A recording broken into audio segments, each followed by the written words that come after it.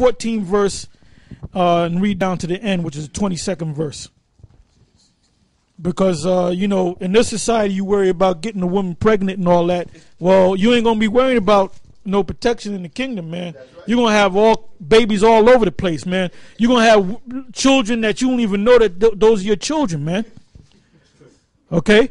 Because in our kingdom, your women are not going to be messing around getting all frustrated with the children either. You're going to have servants, man. I want to mention another movie, all right? I always put the movies in because movies illustrate what I'm saying and what other brothers are saying.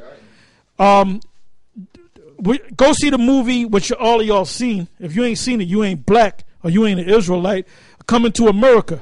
The first scene of Coming to America, the first maybe 15 minutes, the way he got up in the morning, they had somebody wipe his ass, which that's not going to happen in the kingdom, all right?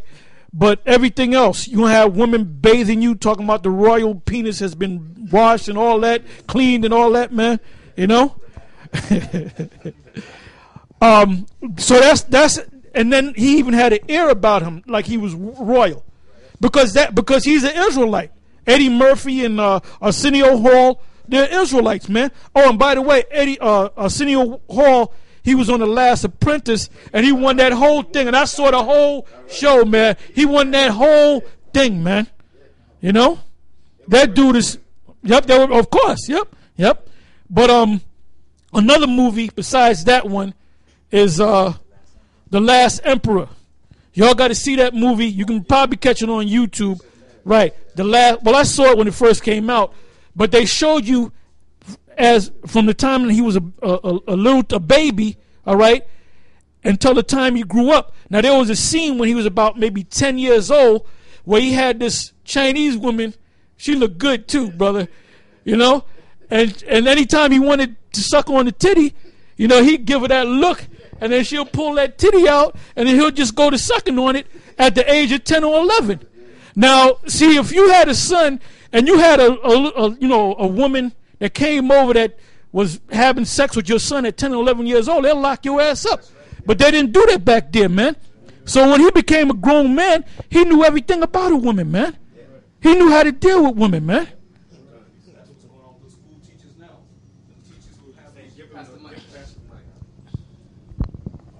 And that's what's going on with these school teachers now. These older teachers, 22, 23 years old, having sex with these young boys, 13, 14 years old. Now they're getting locked up and thrown in prison. But that's human nature. That's human nature. But see, in our kingdom, my first son, my second son, my 2000 son, when he hits a certain age, he gonna understand women. He gonna have a little woman that he's gonna play with, man. A woman about 20 years old that fully developed, and that's her job, man. When train him, The comedian John Leguizamo, he has said that his father took him out to get a prostitute when he was like 20. Well, that's big among the tribes. That's big among the tribes, man.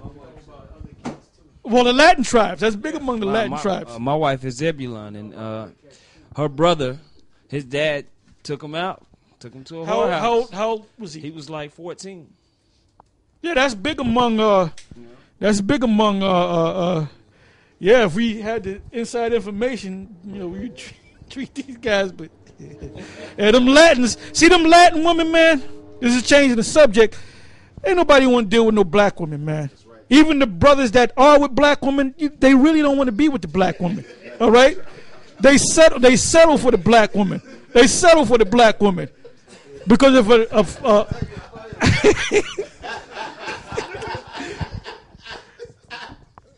I don't want to hurt no feelings or step on nobody's toes and whatnot, man.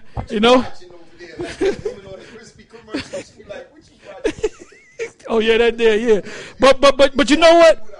Yep. Hey, but you know what, man? Black men don't want to deal with black women. They settle for them, man.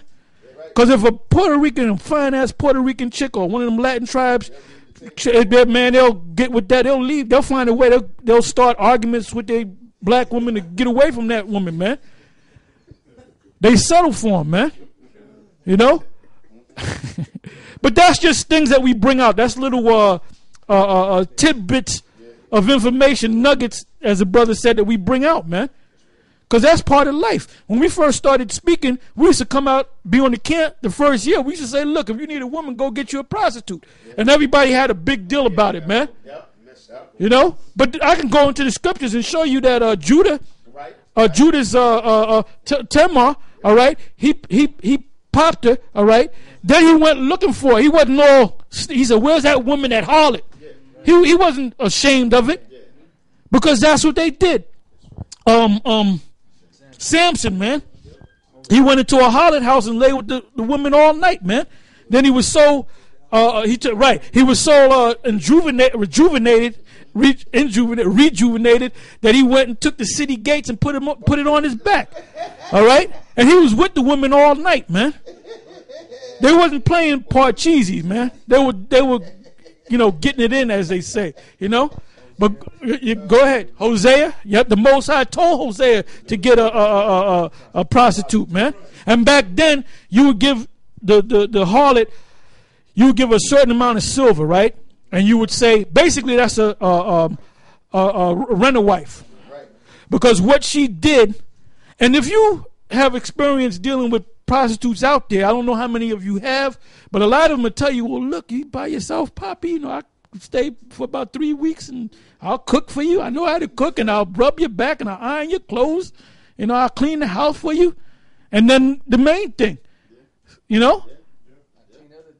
gotta clean other things. So you clean out your colon if you need it, baby. Yep.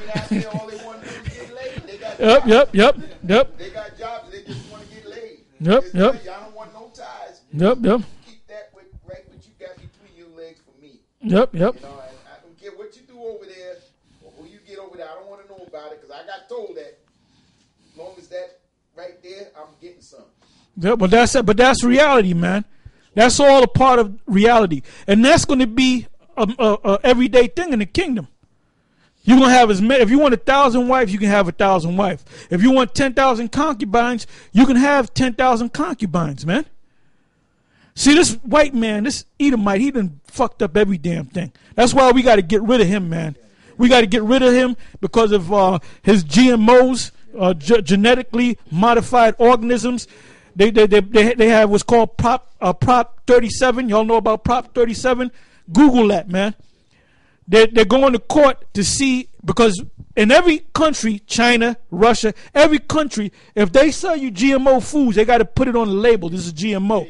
The only country that don't have to do that is America. So now you got Prop 37 where they're saying, should we vote for it or vote against it, man? Monsanto has spent. Hold up, speak, brother. Yeah, that the food and drug company for the All of them. Well, they spent they spending millions and millions of dollars to block them passing the legislation for them just simply to tell you what's in your food, man. And remember, GMO is an acronym for genetically modified organisms.